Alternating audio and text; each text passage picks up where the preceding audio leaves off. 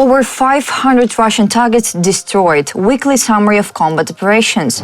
Drone attack reported overnight in Russia's Tver region, and how over 100 Russian drones launched against Ukraine. The latest news next. On the night of January 27th, explosions rocked the Tver region of Russia. Drones allegedly tried to attack a local oil depot, according to the shot Telegram channel. Eyewitnesses claimed to have heard the distinctive sound of UAVs, after which air defense was triggered. According to Governor Igor Rudenya, the attack caused no casualties or damage. The Russians claim an alleged attempt to attack a local oil depot, but Ukrainian officials or the military command have not yet commented on the situation. Meanwhile, the Russian Defense Ministry claims to have shot down 32 drones overnight. About strikes on targets in Russia. Since the beginning of the full-scale war, explosions and fires in Russia have become more frequent. The Security Service of Ukraine, the Defense Intelligence and the Defense Forces regularly attack strategically important facilities of the country, including ammunition depots, oil refineries and military bases, to weaken the Russian army's combat capabilities. For example, on January 24th, it was reported that the Kremlin microelectronics plant in Bryansk and the Ryazan oil pumping station were hit. The Russians attacked Ukraine with 104 Shahed attack UAVs and decoy drones on the night of 26 to 27 January. 57 of them were destroyed by Ukrainian air defense forces. 39 others disappeared from radar, and the attack caused damage in 4 regions, reported by Ukrainian Air Force on Telegram.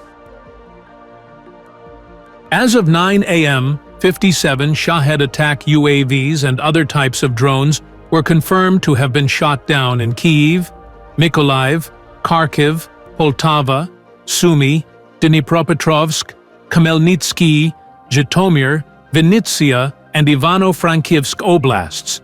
39 enemy decoy drones disappeared from radar, causing no adverse effects. About details, the Air Force added that the Russian attack resulted in damage in Dnipropetrovsk, Sumy, Ivano-Frankivsk and Kiev regions. Infrastructure facilities, apartment blocks and residential buildings were damaged. The Russians launched drones from the Russian cities of Oryol, Kursk, Millerovo and Primorsko-Akhtarsk, as well as from Cape Chauda in temporarily occupied Crimea. The air attack was repelled by aircraft, anti-aircraft missile troops, electronic warfare units and mobile fire groups of the Ukrainian Air Force and Defense Forces. The Russian military attacked Dnipropetrovsk region on the night of 26 to 27 January, damaging infrastructure facilities, multi-story buildings, residential buildings, and property belonging to an industrial business, reported by Serhiy Lysak, head of Region Military Administration, on Telegram. About details, Lysak said that East Air Command units destroyed 13 drones in the Dnipropetrovsk region in the evening and at night. However, the enemy attack did not pass without consequences. Infrastructure facilities were damaged in the Samar district. There was a fire. 3 houses and an outbuilding were also damaged. 3 high-rise buildings in Dnipro were damaged. One of them caught fire and was extinguished by firefighters. About details, the Russians fired on the Nikopol district with Grad, multiple launch rocket systems and heavy artillery. Lysak said that the Russians hit Nikopol and the Marganets Gromada, causing destruction at premises belonging to an industrial business. At the same time, he stressed that there were no casualties in the attack. Several explosions occurred in the Ivano-Frankivsk region on the night of 26 to 27 January, with Russians targeting critical infrastructure. Ivano-Frankivsk region military administration has reported that the fire broke out as a result of the attack, reported by Svetlana Onyshuk, head of Ivano-Frankivsk region military administration, on Telegram. A series of explosions were heard in Prikapatia. The enemy attacked the oblast multiple times last night, using strike drones. Critical infrastructure facilities were targeted. A fire was reported. Emergency services are working at the scene. Onyshuk added that no reports of casualties had been received as of 8 a.m. About background, earlier several media outlets reported that explosions had occurred during the Russian drone attack in Ivano-Frankivsk region. Ivano-Frankivsk Mayor Ruslan Martinkiv mentioned that air defense systems were responding in the city. The Ukrainian Air Force summarized the results of the past week. In total, more than 500 enemy targets were destroyed, according to the Ukrainian Air Force.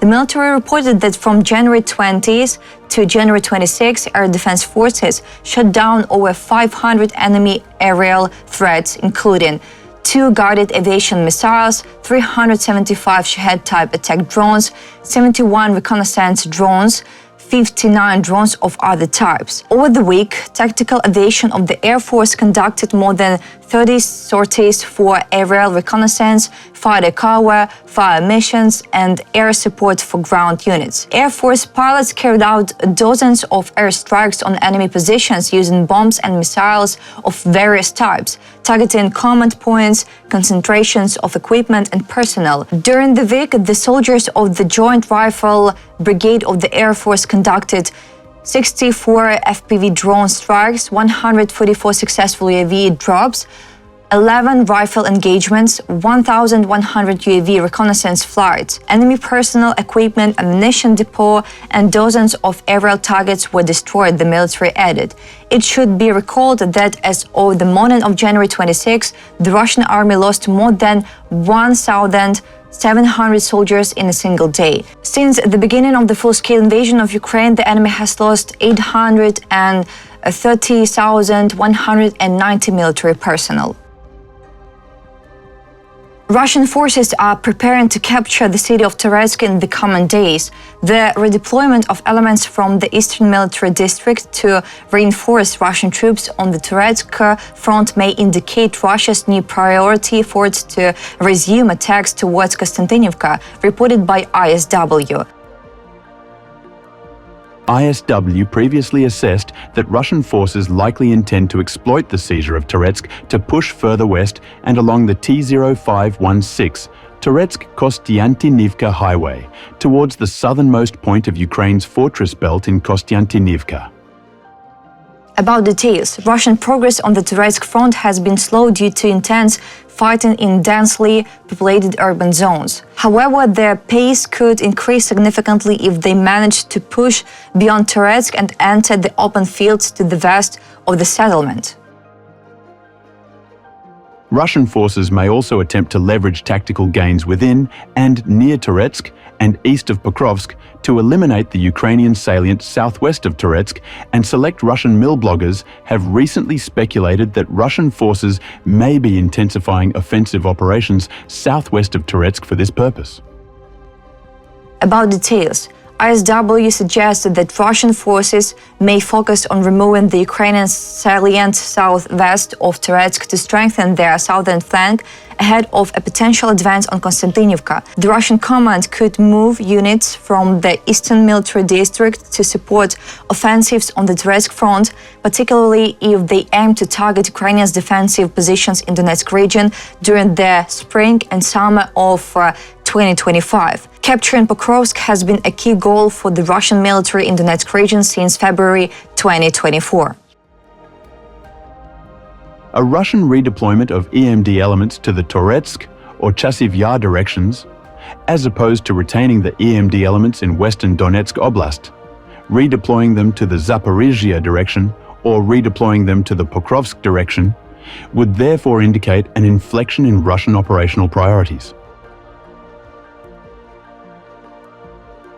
That's all for today. Thanks for watching this video. Like and subscribe.